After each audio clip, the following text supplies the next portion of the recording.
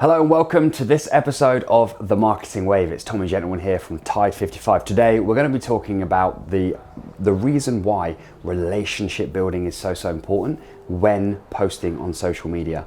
Now in particular, this is how relationship building helps you with your revenue and how developing new business connections, nurturing relationships of customers of the here and now and customers of tomorrow can help you to improve the amount of money that goes through your business over the course of a year. Now, what a lot of businesses commonly get wrong when it comes to digital marketing and relationship building, or lack of relationship building, is that they just kind of go making the move on the first date, if you get what I mean. Now, you know what it feels like when you have a chat with someone or you're talking to someone on the phone and they're trying to sell you something straight away. It doesn't always feel like, well, pretty much never feels like a pleasant experience. We need to know somebody a little bit first. We need to know the company. We need to know the brand. We also need to like them. We need to get on with them. We need to have alignment in our values, and we kind of need to see the world in a similar way. And then we need to be able to trust that person or that company in order to part with our time or our money or both. And without having those three things, it can be very difficult to increase the amount of revenue that goes through the business through digital marketing. There is one other thing that people don't always talk about when it comes to building relationships. We commonly hear about know, like, and trust, but there is a fourth that we find here at Tide55, and that is that there needs to be some kind of trend. We need to trend with the company, trend with the brand, trend with the person who we're doing business with. That means that we've both got to have similar momentum and direction with what we believe in and want to share socially in order for that relationship to grow and amplify. Now at Tide55, this is exactly why our whole ad philosophy, our whole content creation philosophy is all about building relationships and nurturing those relationships. That is why when we do our ads for our clients, we spend the first phase of the journey getting great content out to simply connect and get the attention of customers of now and tomorrow. That way, once we've built that know, that like, that trust, and that trend with our customers of tomorrow, we're more likely to get a better sales conversion when they have the opportunity to buy something. So if you are a business owner and you're running content or ads or both on social media right now, then start thinking about how quickly are you making these moves? Are you jumping in on the first date, or are you taking your time to build a relationship, to really get to know someone in terms of their behavior, their viewing patterns, their engagement patterns, and likewise for them to get to know you by you sharing more helpful content and being more valuable to them at the front end?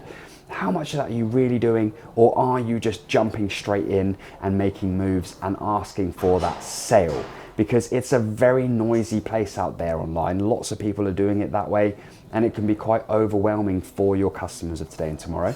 And that is why we lead with value. That is why we lead with building relationships. And that is why we lead with high quality content that not only plays into the hands of the science element of creating content and ads, which is the algorithm, but also the art element, because it is a science and an art. And the art element is in the creative. It's in the way that you use your words in digital text, in spoken word, and in, of course, video. So we do hope that you've enjoyed this episode of The Marketing Wave.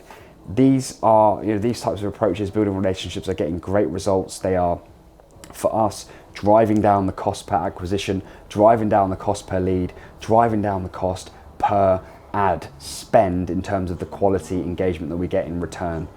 And so we're seeing this. We're seeing this data right in front of us. It really works. So if you're doing it at the moment and you're not quite building enough of a relationship first, start doing that. And please do not be shy about putting your most helpful, best helpful advice out for free first, because it's that will cut through the noise in the market. While everyone else is trying to get you to buy something, which no one really understands yet because there's no relationship been built or no context, you are the one really showing that you can actually provide value and that you can actually help this human being. Because remember, at the end of the day, it's a human being seeing that content. It's a real person seeing that ad, and a person has a history, has an emotional set, has a completely different agenda to the next person, and so we have to give it the respect that it deserves. This is not just about statistics, it's about relationships, which is why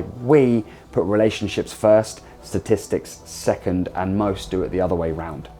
So thank you for watching this episode of The Marketing Wave. I would love to know what you think about people who try and sell you something far too soon into the relationship. How does it make you feel? That is our big splash question today, which I would love you to comment underneath.